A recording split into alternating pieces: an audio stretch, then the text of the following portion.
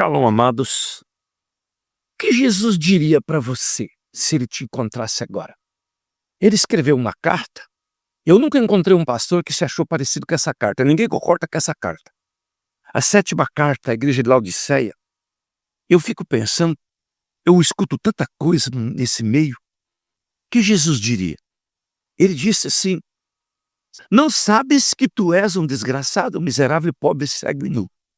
Concede de mim, compre ouro provado no fogo para que te enriqueça, vestes brancas para que te vista, e não apareça a vergonha da tua nudez ou a vergonha das tuas mentiras, e que unja os olhos com colírio para que vejas. E ele diz: eu repreendo e castigo a todos quanto amo, se pois zeloso e arrepende-te.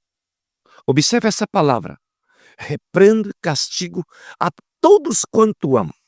Existem tantas doutrinas falsas, malignas, que não tem nada a ver com Jesus, nem com a Bíblia, que não colocam a correção do Senhor.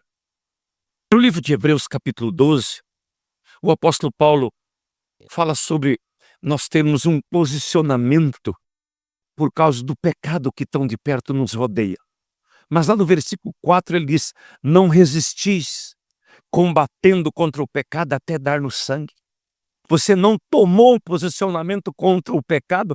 Sangue não é uma coisa que se usa todo dia para lavar. É um posicionamento que você toma de arrependimento e um caminho onde você triunfa sobre o pecado e toma um posicionamento de santidade. E então ele diz assim, Hebreus 12, 5, já vos esquecesse da exortação que fala convosco como filhos? Filho meu, não desprezes a correção do Senhor, não desmaieis quando por ele for repreendido. Por quê? O Senhor corrige o que ama, açoita a todos que toma por filho. Se suportais a correção, Deus vos trata como filho. Porque que filho há que o pai não corrija? Se estáis sem disciplina, da qual todos são feitos participantes, sois então bastardos e não filhos. Em 4 versículos, ele fala 6 vezes a palavra, 3 vezes a palavra filho e 3 vezes a palavra filhos. Ele diz, ele exorta como filhos, ele disciplina como filho, ele repreende como filho, ele açoita como filho, todo o que ele recebe por filho. E ele diz, o Senhor corrige porque ele ama, corrige porque ele ama os filhos. Ele diz, se suporta a correção, Deus vos trata como filho. Ah, uma coisa que você precisa entender, se você é filho, não murmure na situação, porque às vezes é correção, é disciplina e às vezes é açoito.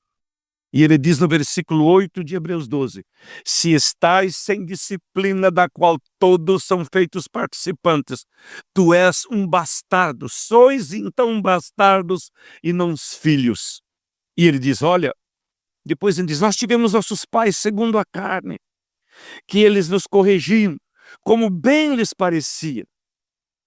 Mas lá no versículo 10 ele diz assim, mas este para nosso proveito, para sermos participantes da sua santidade. O caráter de Deus é santo. Não é fácil falar de caráter e tropeçar. Homens e mulheres que ensinam, que orientam, eles precisam se separar em jejum e oração. Por quê? Porque senão nós tropeçamos nas nossas palavras. Eu já tropecei em minhas palavras nas minhas meninices, na minha caminhada. Já estou mais cauteloso no que falo, mas tenho temor de tropeçar nas minhas palavras. E ele diz assim, os nossos pais corrigiam como bem lhes parecia, mas o Senhor nos corrige para sermos participantes da santidade. Às vezes eu tenho falado onde eu ministro, Deus não é seu vovô. Eu e minha esposa não temos neto. Mas tem umas crianças que vêm aqui em casa que a gente trata eles como netos. Porque a gente quer bem aquelas crianças. E eles são netos de discípulos meus. Ou filhos de discípulos. Né? Mas, às vezes, os netos recebem um tratamento. E tem homem de Deus que ele pensa que ele é um netinho de Deus. E ele pode estar carregando algumas coisas que Deus não quer mais. E o apóstolo termina esse assunto dizendo, na verdade, Toda correção ao presente não parece ser de gozo, senão de tristeza, mas depois produz um fruto pacífico de justiça, nós ativando por ela, ou nós sermos exercitados por ela. E então ele diz assim, então, portanto, tornai a levantar as mãos cansadas e os joelhos desconjuntados, e fazei vereda direita para os vossos pés, para que o que manqueje não se desvie inteiramente, antes seja sarado. Segui a paz e com todos a santificação, sem a qual ninguém verá ao Senhor. Ou nós tomamos atitude de um lugar de santidade, ou nesse tempo veremos tantas consequências acontecendo, e elas serão consequências fortes, porque Deus quer nós em lugares mais profundos de intimidade.